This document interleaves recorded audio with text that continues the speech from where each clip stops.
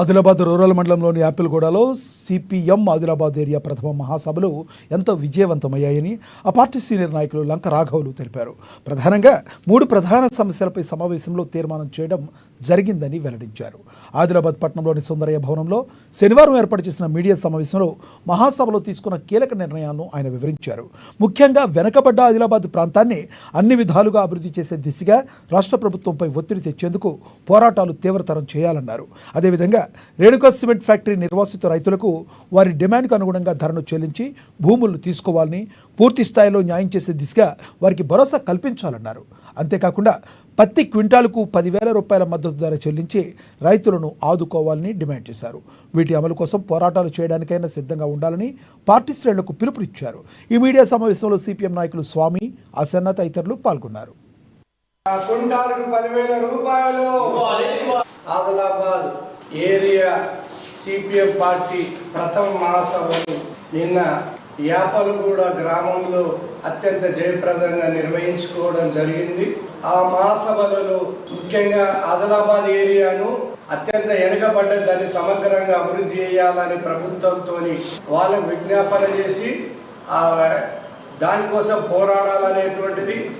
అదేవిధంగా Renuka cement factory నిర్వాసిత రైతులకు ఎకరానికి 40 లక్షల రూపాయలు ఇవ్వాలని ఈ 2 సమస్యల మీద తీర్మానం అనేటువంటిది చేయడం జరిగింది. మూడోది, రైతులకు ఎకరానికి పత్తి క్వింటాలకు 10,000 రూపాయలు ఇవ్వాలని 3 తీర్మానాలను నిన్న మహాసభలో చేయడం జరిగింది.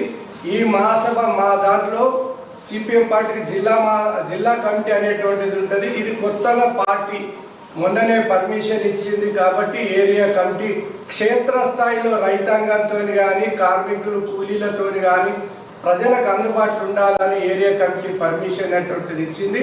కాబట్టి మిత్రులారా, ఈ సమస్యలకు రాబోయే కాలంలో ఏరియా కమిటీ ఎక్కడికి వెళ్ళి రైతాంగ సమస్యల మీద, కార్మికుల కష్టజీవుల కూలీల యొక్క సమస్యల మీద కానీ, యావత్ ఆదిలాబాద్ నియోజకవర్గ ప్రజల సమస్యల మీద మేము పోరాటాలు చేయడం అనేటువంటి జరుగుతుంది. కాబట్టి దానికి నూతన కమిటీని కూడా ఎన్నుకోవడం జరిగింది. నిన్న ఆదిలాబాద్ ఏరియా కమిటీ నూతన కమిటీ ఏకగ్రీవంగా ఎన్నుకోవడం జరిగింది. అందులో ముఖ్యంగా పార్టీ మా 15 మందితో కమిటీ ఎన్నుకున్నాం.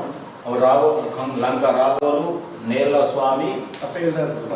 అయితే ఈ కమిటీలో 15 మందితో ఎన్నుకొని మన area Adilabad CPM party area కార్యదర్శిగా కామ్రేడు లంక రాఘవుల్ని ఏకగ్రీవంగా